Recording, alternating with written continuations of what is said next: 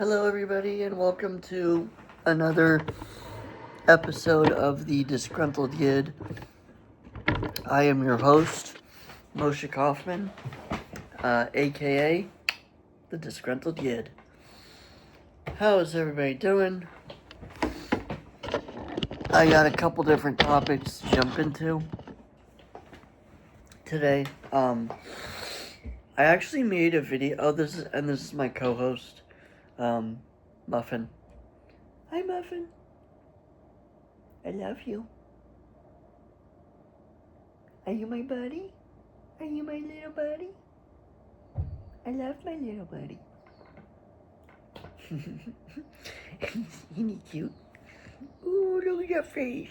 Look at that little face. Anyway, so the thing about Muffin, though, is that he's like super conservative. It's crazy, right? Like, look at him. He's a black cat, right? I tell him all the time. I'm like, listen, black cat lives matter. Okay? All cats are equal. Black cat lives matter. And you know what he said? What did you say to me the other day when I said that? What did he say? All cat lives matter. See, he just said it again. Muffin, that's not very liberal of you.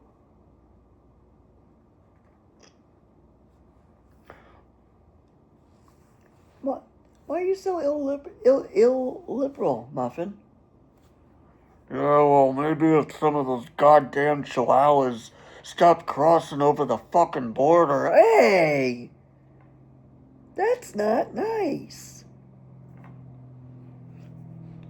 Fucking goddamn Persian cats coming over here and living off welfare. Hey! That's not nice. Those are your fellow cats. You should respect them. You should respect them. Anyway. That's enough of that shtick.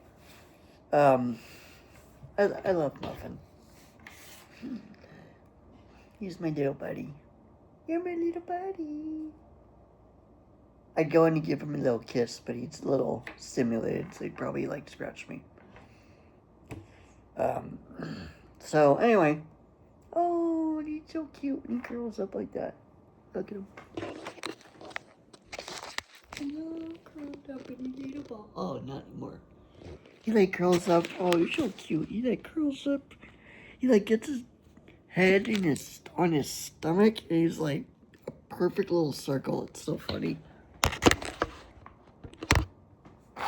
And then if his eyes are closed, it's just a black, it's just a fuzzy black void. Are you my void? Are you my little void? You're like, God damn it, I'm trying to sleep. Leave me alone. All right. Grumpy cat. Anyway. So, I did a video. I actually made a video last night. And I realized I'm not gonna release it because, excuse me.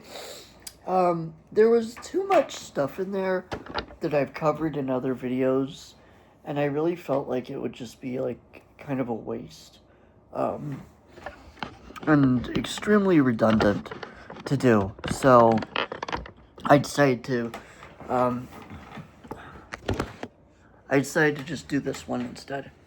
So I am going to talk about the same topic, but the problem that I had was I wound up talking about 3 other things, which I realized I've talked about, I think, a couple times already on here, and I don't want to beat a dead horse, so I'd rather beat a dead cat. Just kidding.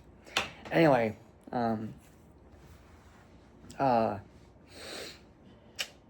so the first thing I'm going to talk about is years ago, I came across a documentary, um, and it was all about. It was from the '90s, and it was this woman dressed very '90s style, very in very '90s fashion.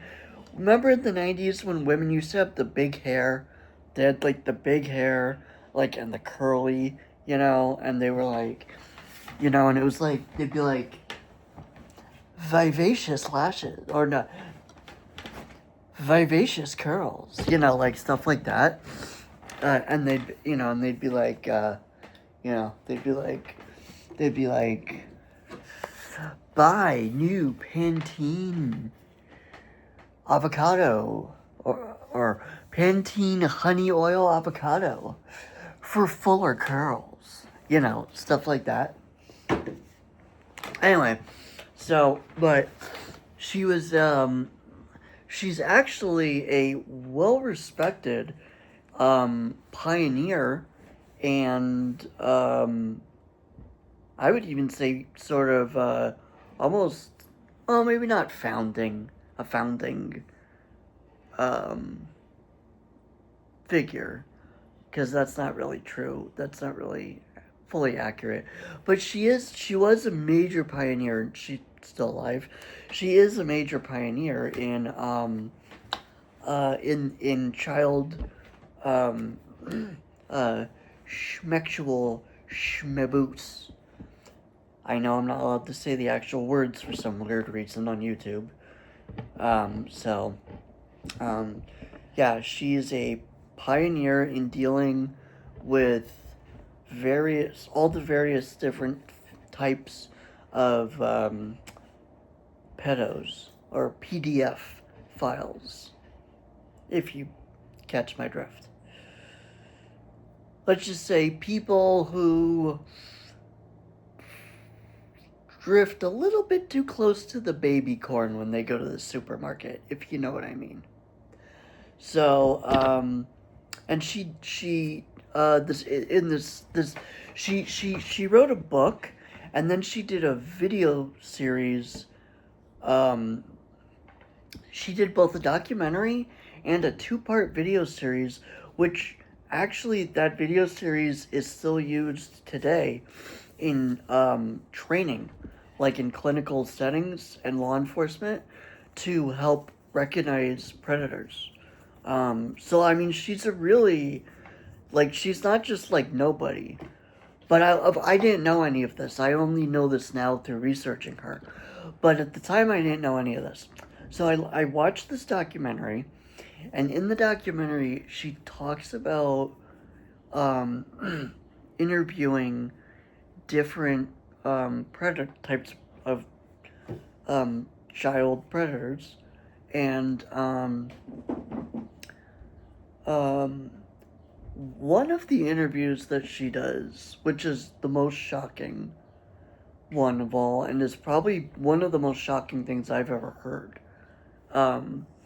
is with a man who she only identifies as Gerald. And he is a very rare type of sadistic predator, who gets pleasure from causing pain to his victims. And unfortunately, he carried out the majority of this horrific abuse on his 9-year-old stepshmun. His 9-year-old stepshmun, who he abused for many years, in physically and schmexually, in ways that I cannot even begin or even dare to begin to describe. One, because I don't want to upset the conscience of you good people, but also YouTube. I will, just to give you guys an idea of, my co-host is gone. Oh, he ain't gone. He went somewhere else. Oh, there he is. Hi. You're a kitty. You're a kitty cat. You're a cute kitty. You're a cute kitty. Okay. Anyway, just to give you guys like an idea of the level of depravity and of what a horrible, sorry excuse for a human being we're talking about. One of the things that he would do is he would take a plastic bag and an electrical tape and put it around his stepschmun's head until he would turn blue, and then he would rip the bag open and watch him as he gasped for air, because doing that gave him a thrill, if you catch my drift. I gotta stop using that. I think I've said that term 3 times already. Yeah.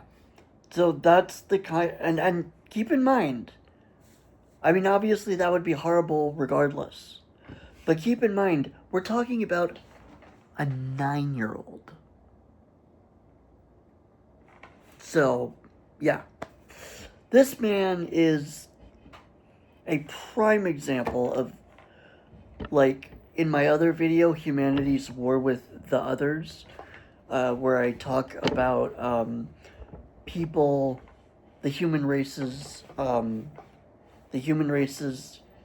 seemingly intractable battle with child predators. And I delineate because I do not count them fully as part of the human race.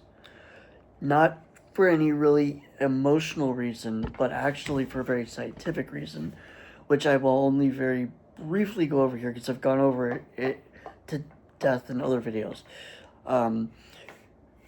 People who are schmexually attracted to prepubescent children, both primarily and certainly exclusively to adult relationships. I'm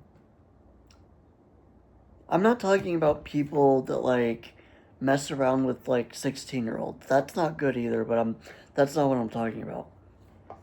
I'm talking about people who have a disorder where they can literally only get excited by thinking about prepubescent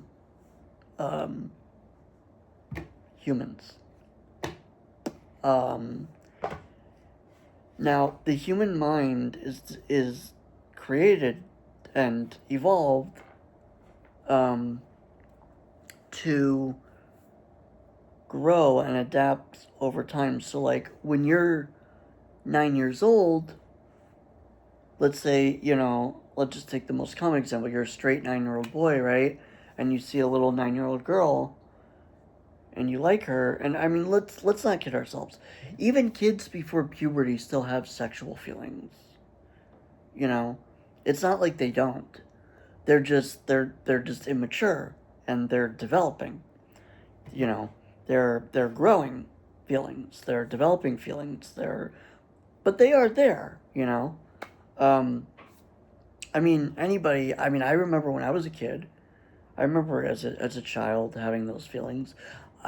Didn't really understand a lot about it, or what they were, or why they were happening, but they were there, and so, a 9-year-old sees a little 9-year-old boy sees a little 9-year-old girl, and thinks she's pretty. That's totally normal. And if a 12-year-old sees another 12-year-old and finds them attractive, again, totally normal. But, interestingly, if a 12-year-old sees an adult that they find attractive, also totally normal. Because that's how it develops, that's how it goes. You know, you're not going to like wake up one day and just be completely different. No, it's gradual. I mean, when I was 10 years old, um, I would sometimes see little girls. Well, and I didn't know it at the time, but also little boys, because I'm bi, which is actually going to be the main topic of this video. Um, and I would, think they were pretty, or the little boys, I don't know, I couldn't even identify what it was, but there was just something about them that I wanted to be around them. And it was deeper than just wanting friends. Like, it was that, but there was definitely more than that.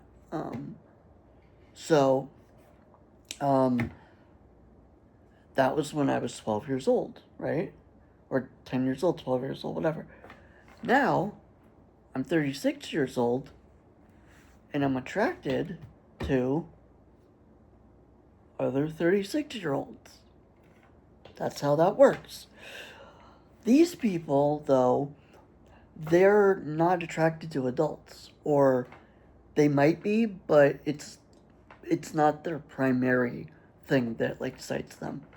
And the reason I distinguish them from other people, and I call them not fully human, is because to be fully functioningly human, you have to be healthy psychologically enough to form normal, healthy human relationships, whether they be professional, platonic, romantic and or sexual. So,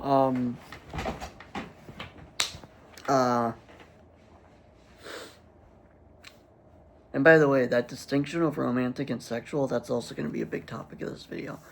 But yeah, so that's why I kind of say that about them. But to move on and not belabor this video any longer than it needs to be. So, I really wanted to know more about this guy. And I was very curious. So I said, you know what?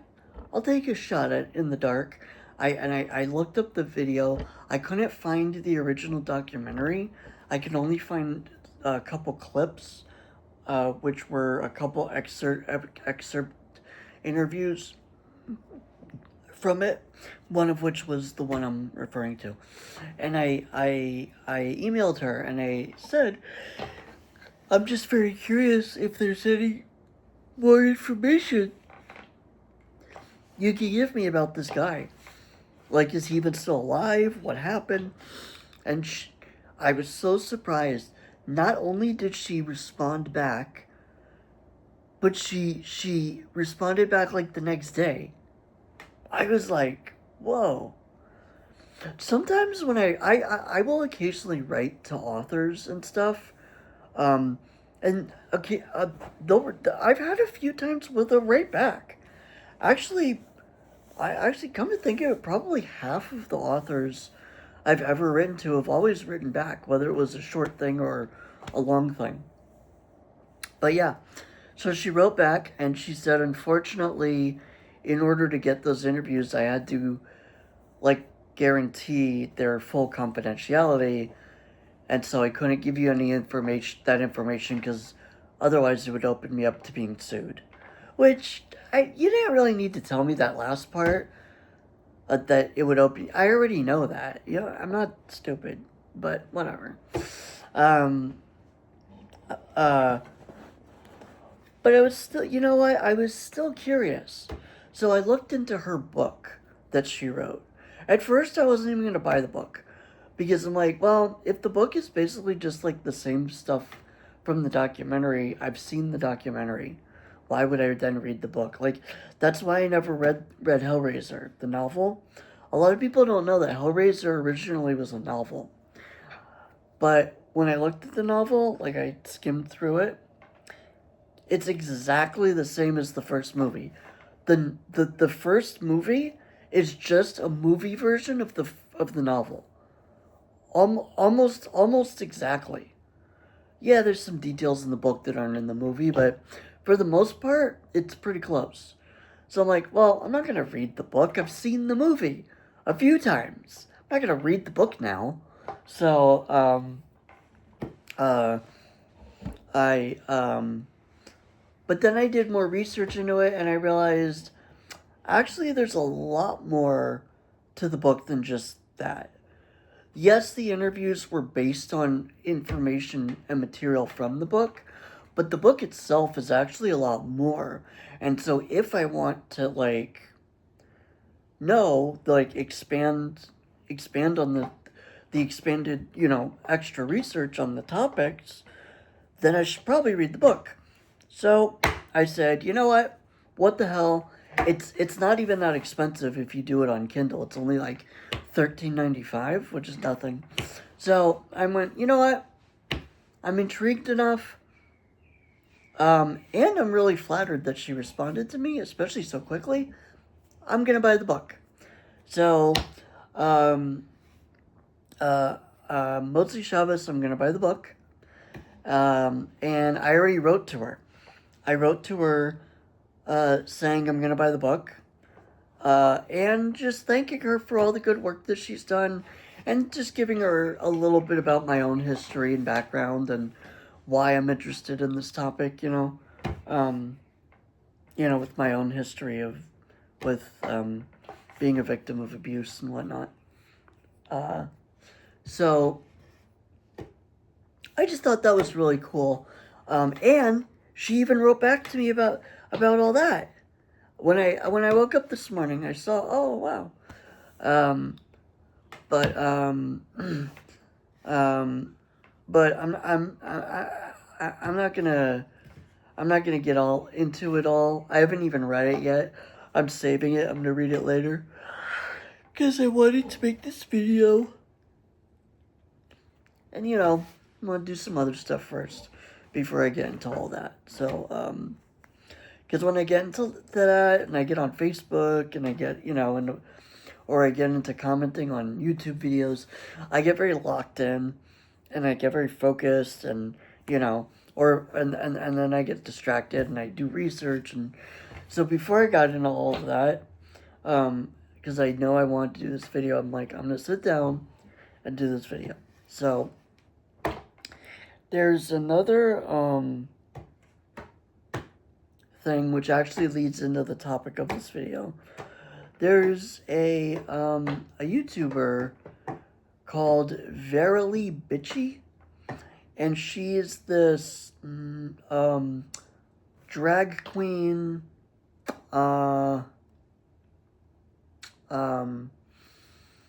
non-binary, openly bi, your typical millennial Gen Z. I know this is not the same thing. Type person. I think she's pretty young. I think she's Gen Z.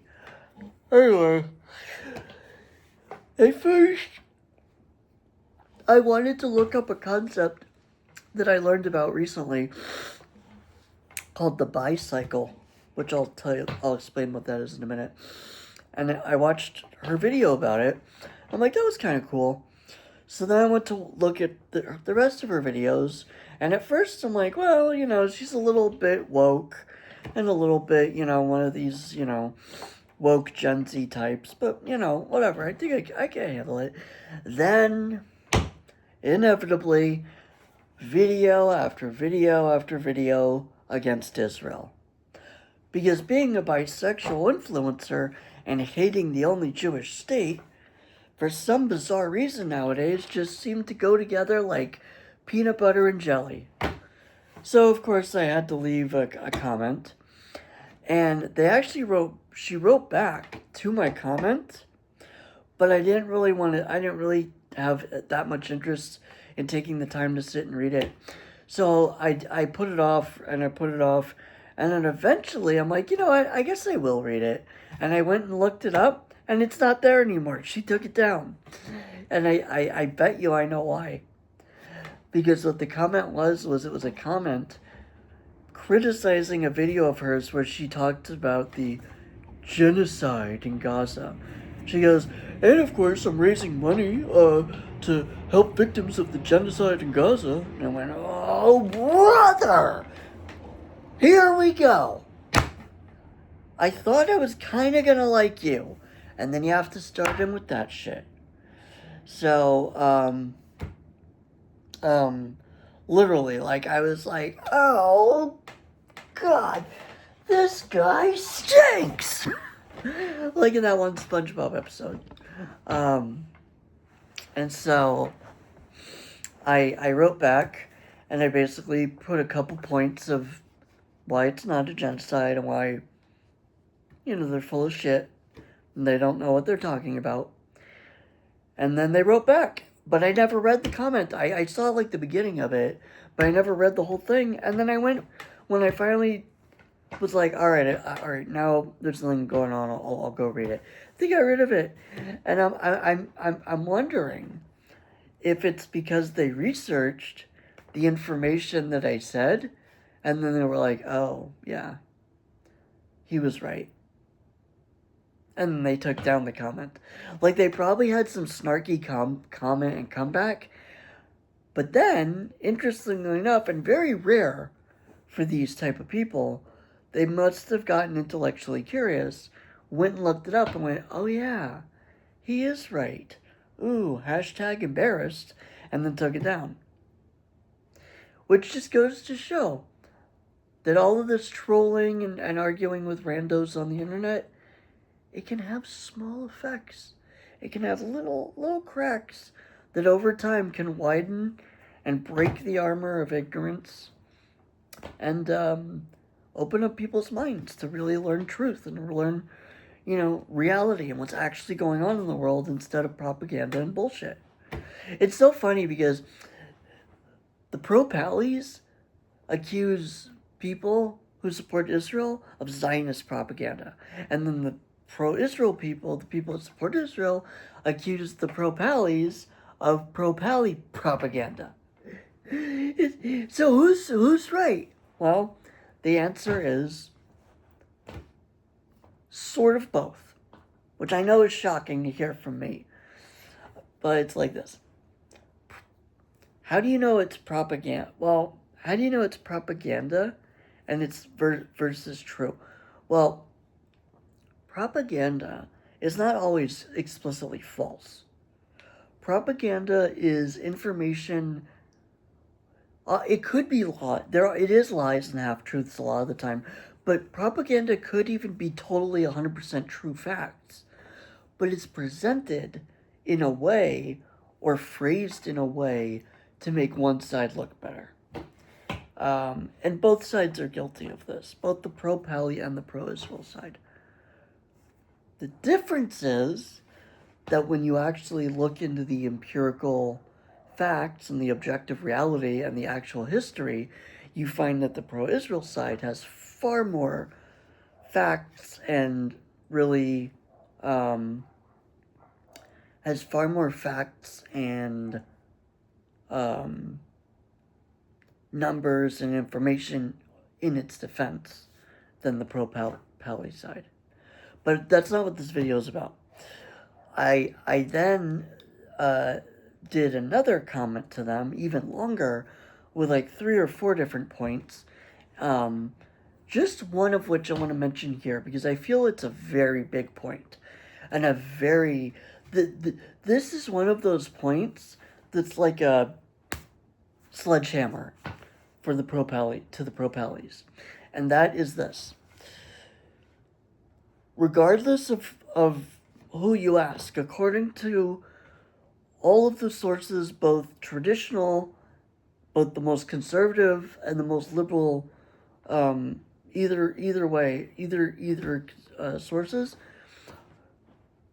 before 1948, there were approximately 1.3 million Palestinian Arabs living in the entire region, both what's today modern-day Israel and the so-called occupied territories, Gaza, East Jerusalem, and the West Bank. All of them, Israel, Gaza, East Jerusalem, and the West Bank, all together collectively pre-1948, had approximately 1.3 Palestinian Arabs, made up of Muslims and Christians. Today, the Arab Palestinian population, which is mostly Muslim, But that's not the point. But the point, because I'm not dividing it up by religion. The Palestinian Arab population today, both living in Israel and in Gaza and East Jerusalem and the West Bank, currently is 5.7 million people. So before 1948, there were 1.3 million Palestinian Arabs living in what's accepted borders of the modern state of Israel and including the occupied territories. Today, 78 years later, there's 5.6 million Palestinian Arabs living both in the modern state of Israel and the so-called occupied territories today.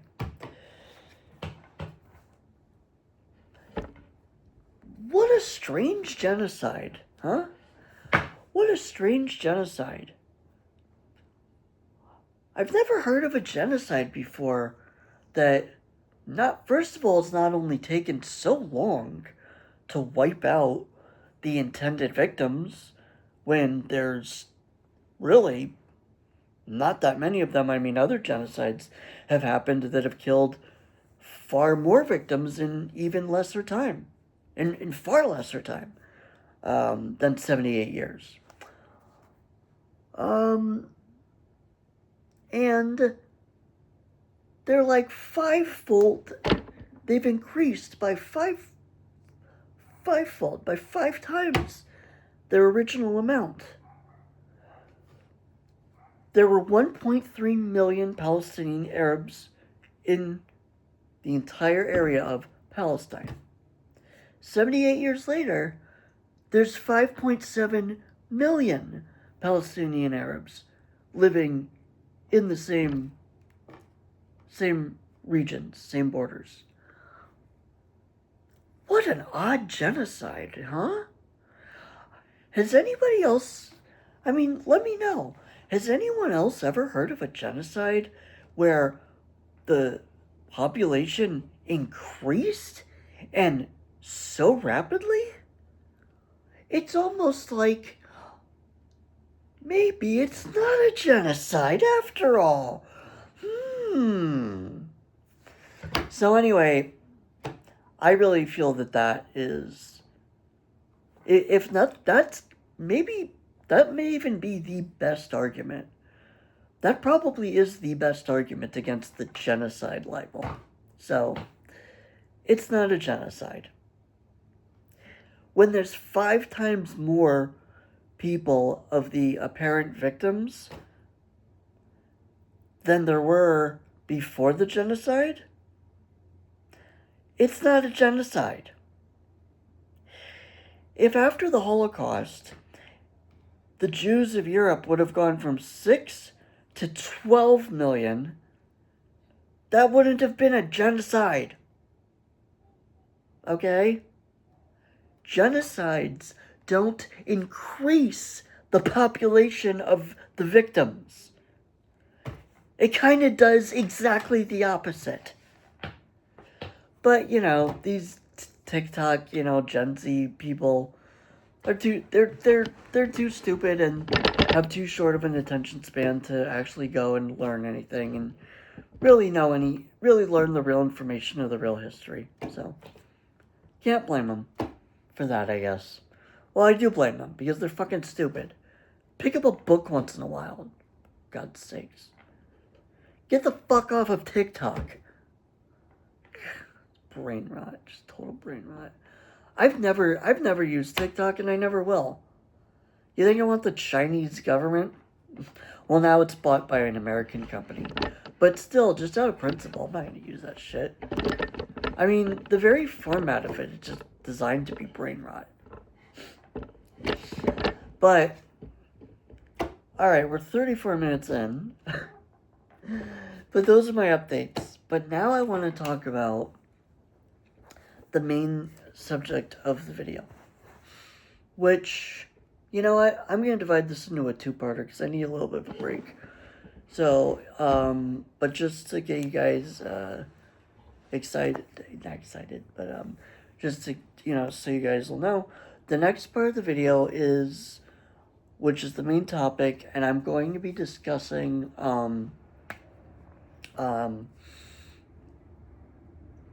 the term bisexual and why I don't like any of the alternative or micro labels that have come to exist, and why I feel that they're actually kind of harmful. So that'll be in the next part. So, see ya.